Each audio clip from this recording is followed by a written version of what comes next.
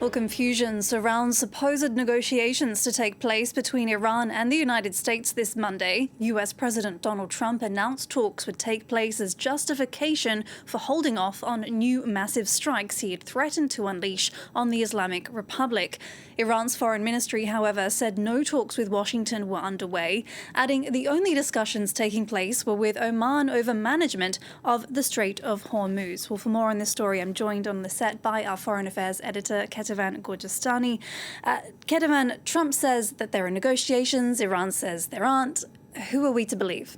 Well, look, Donald Trump has done that in the past, which is sort of threatening massive strikes and then backing down, saying there had been some progress. So we've seen that happen in the past. Sometimes there were actual talks, sometimes there weren't. This time, Donald Trump, as you said, is saying that negotiations were scheduled for today. He even said specifically the words, "We are talking to them," so indicating possibly direct negotiations. And he used that as a justification to say why he was holding back on those massive strikes that he threatened. He did not, however, give any other details about those supposed negotiations, no location, no actual physical negotiator. Who was going to do that negotiation, we don't know. And Iran has come out very publicly to say, absolutely not, this is not happening. Not only are there no talks with the United States, but also Iran made it very clear, we did not ask for Donald Trump to back down from his strikes, because that's also something that the U.S. president said, that Iran had also asked him to back down.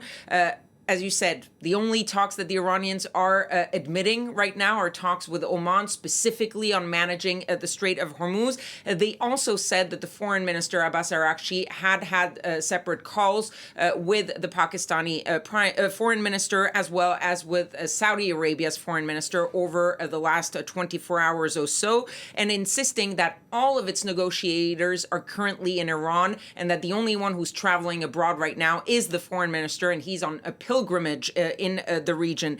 That doesn't mean that there can't be talks, indirect talks, phone calls, or talks through intermediaries. But it also fits, as I was saying, this pattern of Donald Trump, who has used undetermined talks, diplomatic progress to sort of change his mind on strikes. And he's also had this pattern of going back and forth between a chance at diplomacy and a threat of attacks on Iran, whether they're small attacks or massive strikes, as he had threatened over the weekend. Well, that strategy of Donald Trump's hasn't always worked. Why is Iran not budging here? Well, look, first of all, this seems to be Iran calling Donald Trump's bluff, because when you do the same thing over and over again and you eventually back down every time you threaten those massive strikes, the Iranians are saying, well, we don't trust not only your threats, but we don't trust your words. So they are basically going along as if they're not taking into account those threats by Donald Trump, and also not taking into account when Donald Trump said, we're making progress. Iran has also discovered over the last few months a major point of leverage, the Strait of Hormuz, the control it can have or the disruption it can create in the Strait of Hormuz, and therefore in the global economy. It also realizes that, yes, it is no match technically for the might of the U.S. military, but it has shown over and over again that it has enough power to create a disruption in the region at great cost to the United States, whether it's U.S. interest, U.S. personnel in the region,